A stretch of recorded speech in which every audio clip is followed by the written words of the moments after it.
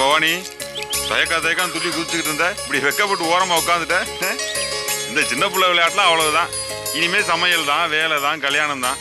என்ன ஒண்ணு, என் மாமனுக்கு எக்ஸ்ட்ரா சிக்கல் வந்துருச்சு. மாமா உங்களுக்கு கொஞ்சமாச்சும் விவசாயம் ஒண்ணு இருக்கா? அவளே மிரண்டு போய் கிடக்குறா.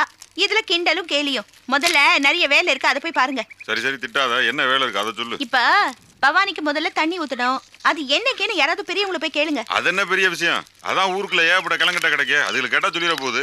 அப்புறம் அவளுக்கு நேரம் குறிச்சு வச்சிருக்கோம். யாராவது நல்ல ஜோசியரை பார்த்து ருது ஜாதகம் கணிக்க சொல்லுங்க. பாத்துட்டா போச்சு.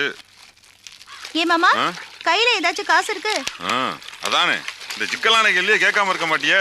சரி சரி, அதுக்கும் ஏற்பாடு பண்றேன். தனோக்கா, அவசர செலவுக்குன்னு அப்பா கொஞ்சம் பணம் கொடுத்துட்டு போயிருக்காரு. அதை வேணா எடுத்து செலவு பண்ணிக்கலாமே. அதான் மாமாங்கிறது. பாத்தியா பணம் கொடுத்துட்டு போயிருக்காரு. மாமா, அவளுக்கு நிறைய செய்ய வேண்டியது இருக்கு. தாய் மாமாங்கிற முறையில நீங்க தான் நிறைய செய்யணும். போய் பணத்துக்கு ஏற்பாடு பண்ணுங்க, போங்க.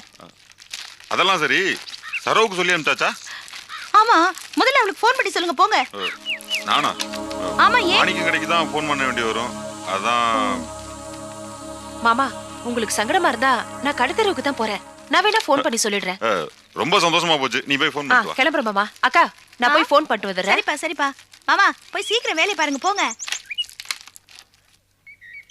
மெட்ராஸ்க்கு ஒரு ஃபோன் பண்ணிக்கிறேன். பண்ணிக்கமா.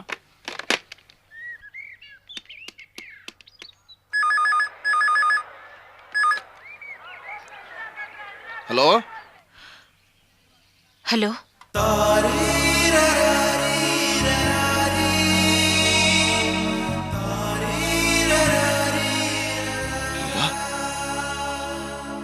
செல்வா,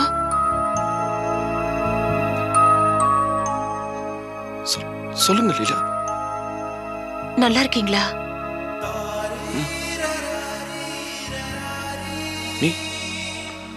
நீங்க எப்படி இருக்கீங்க?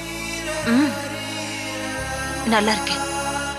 அப்புறம் ஒரு முக்கியமான விஷயம், அதுக்காக தான் ஃபோன் பண்ணேன். என்ன விஷயம்? நம்ம பவானி பெரிய மனுஷி ஆயிட்டா. அவளுக்கு தலைக்கு தண்ணி ஊத்தணும். இந்த விஷயத்தை அக்கா கிட்ட சொல்லிடுறீங்களா? சொல்றேன். எவ்வளவு நல்ல சமாச்சாரம் சொல்ற. சந்தோஷம்னு ஒரு வார்த்தை சொல்ல மாட்டேங்கிறீங்க. இல்ல,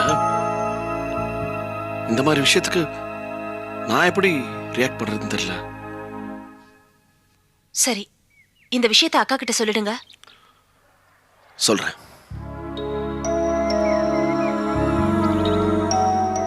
அப்புறம்